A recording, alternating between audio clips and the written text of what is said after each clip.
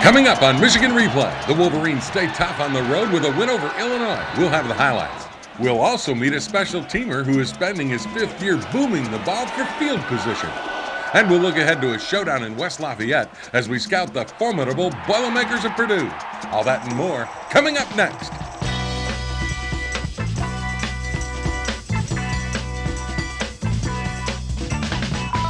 Michigan Replay with Lloyd Carr is brought to you in part by The Joy of Pepsi and by Big Boy Restaurants. Big Boy makes you say, oh boy. Hello everybody and welcome to Michigan Replay. The Wolverines against Illinois on the road come up with a 30-19 win, but for the first 45 minutes, you sure kept everybody on the edge of their seats. Well, it was a road game, wasn't it?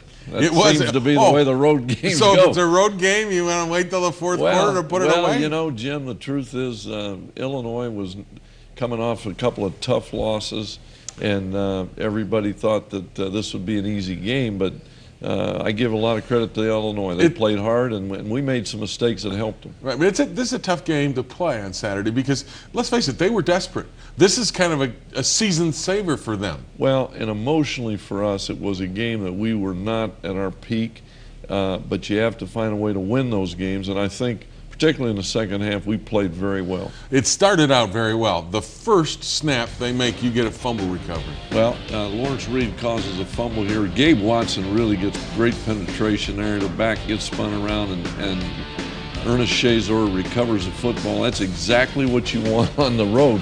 And we've got great field position.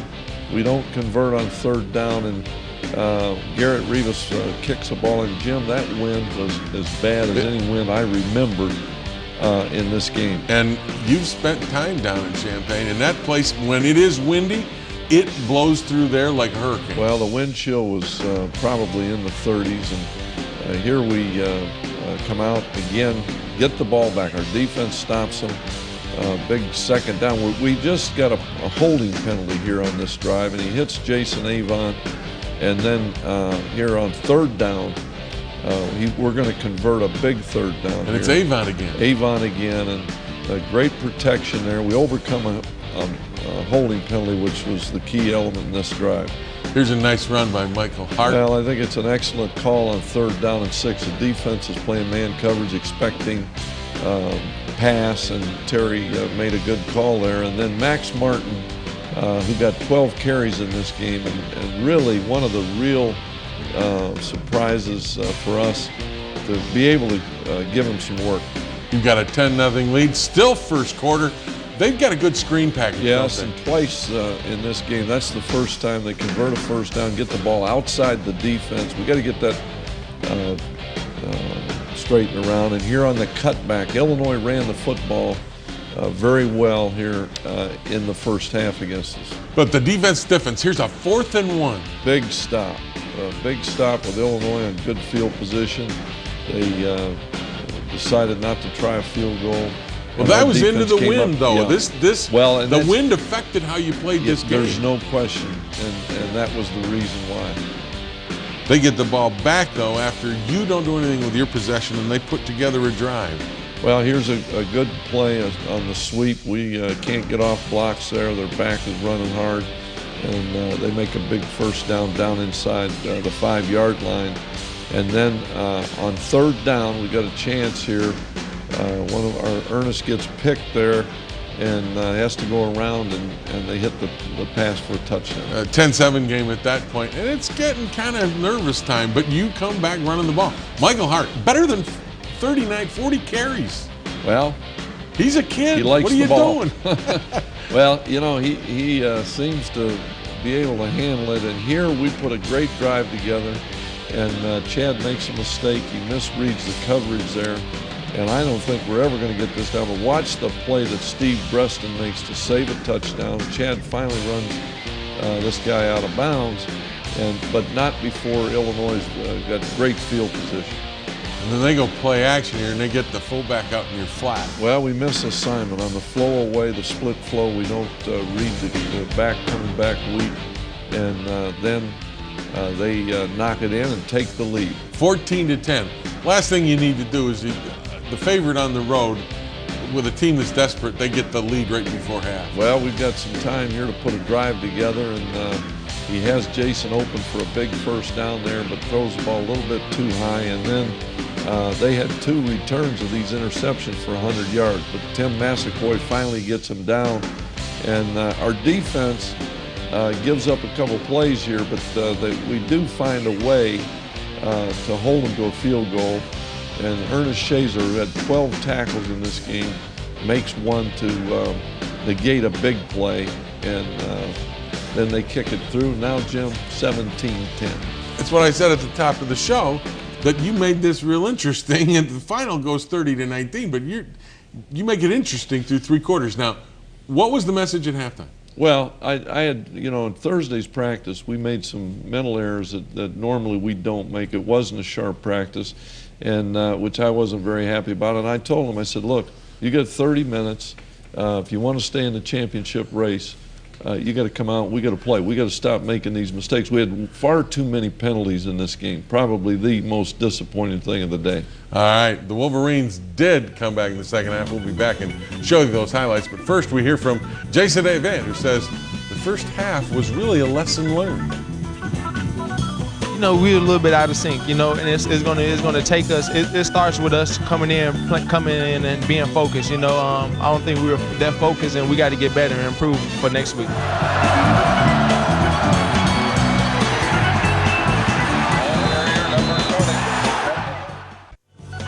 Michigan Replay takes you inside the locker room. We talked about all week. We had slipped back to second in the nation in a turnovers game. So we wanted to make it a point, to come out and get some turnovers in the game, and I think we did that. We got 4 turnovers, and hopefully move back up in that area.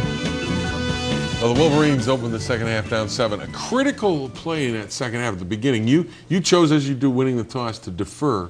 In the second half, Illinois took the wind, so you were into the wind starting in the third quarter, and I thought the opening drive, even though you didn't score, was a huge drive. Well, Jim, we got a good kickoff return and put together an excellent drive. Here, Chad hits Jason Avon again for a first down.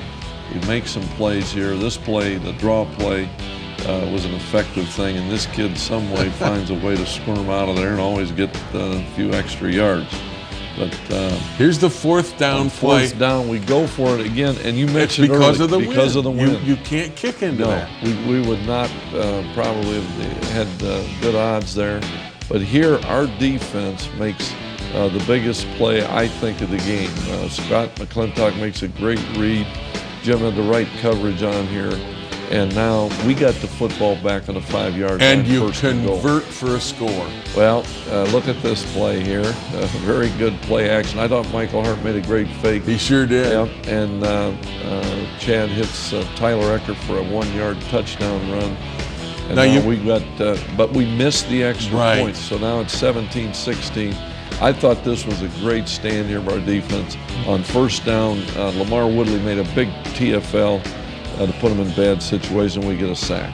And these are the 2 plays right after you score, and this is where the defense, I thought, reasserted itself in that third quarter. They couldn't do anything with the win. Well, there's no question. Our defense came up big in the second half, and here, a great 8-yard run. That's as good an 8-yard run as you'll see. Well, it's pretty good. He gets hit behind the line of scrimmage here. We block well on the sweep, and we're on the move, and I think beginning to wear the Illinois defense down. I thought Terry Malone was very patient, ran the football, and once we got him going, and we executed very well.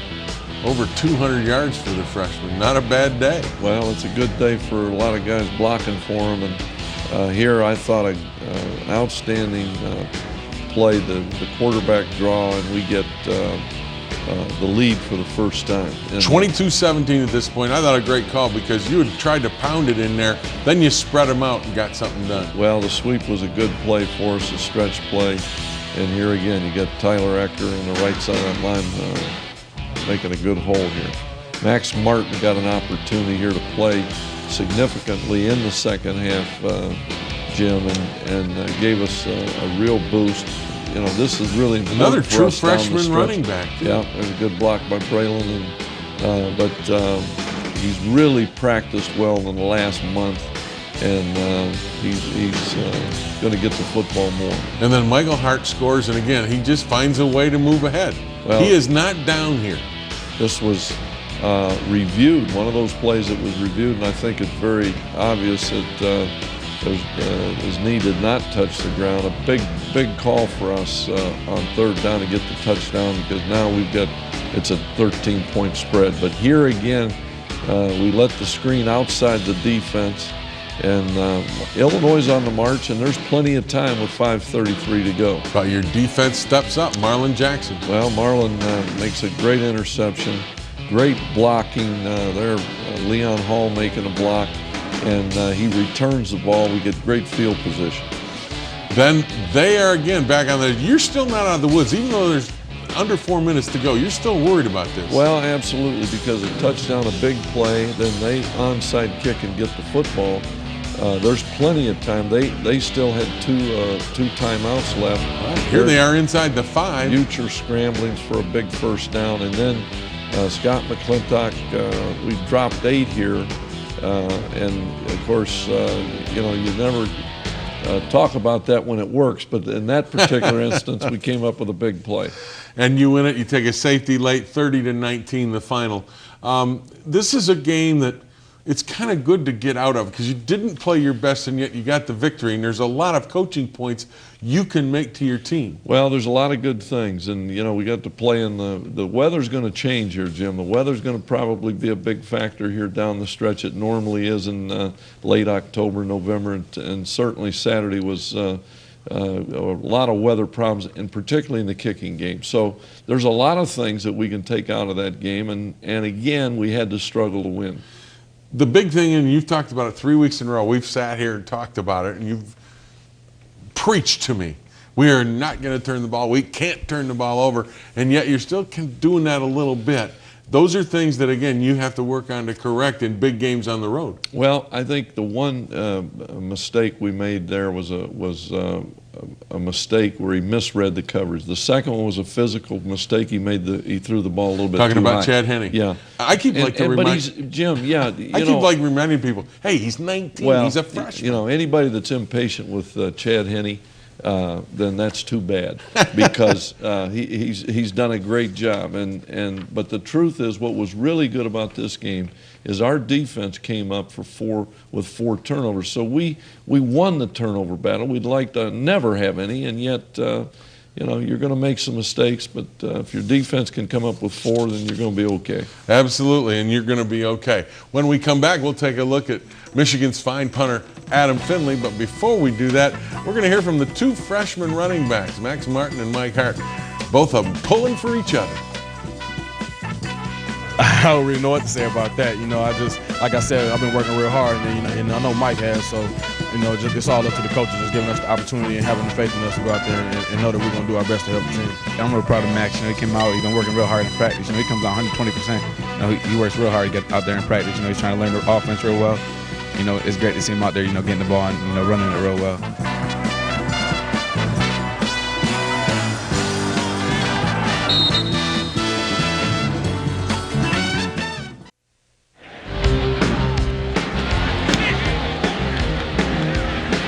The kicking game, so very important, yet it's often overlooked. Last year, Michigan had trouble with the kicking game, but this year it's much improved. Mike DeBoard has taken over as special teams coordinator and made it a point of emphasis. And for DeBoard, it's nice to have a 5th-year senior like Adam Finley as his punter. The Indiana native is averaging better than 40 yards a punt, and he's got a great attitude about the job. Well, I think you're always trying to get better. I think this year we're really trying to work hard and getting our net punt up. Lloyd Carr now wants Adam Finley, if he can, to pin them deep. Line of scrimmage, the Hawkeye 38, the snap, no pressure. He hangs one high toward the left sideline. Ball's going to hit inside the 10 and just die right there. Beautiful kick. I try to take a lot of pride in down inside the 20s because I really do think it starts to change the play calling and limits their offense and kind of puts them in a hole. It's a pressure-packed job that Michigan coaches take seriously. As a matter of fact, head coach Lloyd Carr makes sure he puts the heat on Finley each and every time he kicks in practice. He's always right there putting the pressure on you and they can try to make things tough on you. I think it's really helped. It's really helped me to get used to it and feel comfortable back there. Because if your head coach is 2 or 3 feet away from you as you're trying to punt the ball, it makes going out there by yourself a lot easier on Saturdays.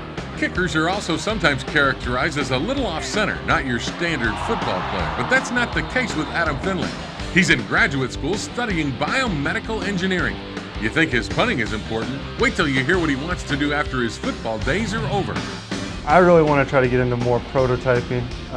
They do a lot of things with prosthetic limbs, prosthetic organs, artificial organs, a lot of like braces, a lot of quality of life type of things, that artificial joints, stuff like that. Hopefully I can maybe catch the baby boomer population and really try to make a lot of devices to help out with that a lot.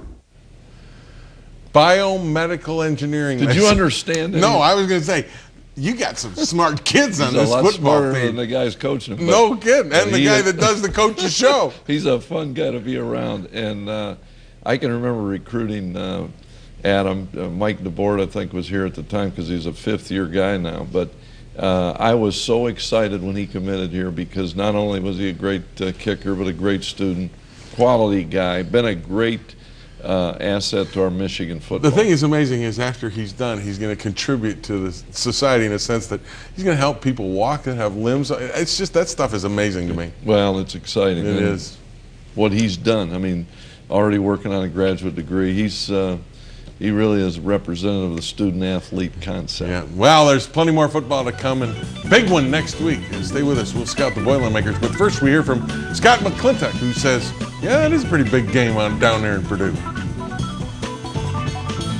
It's going to be a huge week. It's going to have to be big on preparation. Get back to Ann Arbor, see what we could do, and go down to West Lafayette and do what we can do.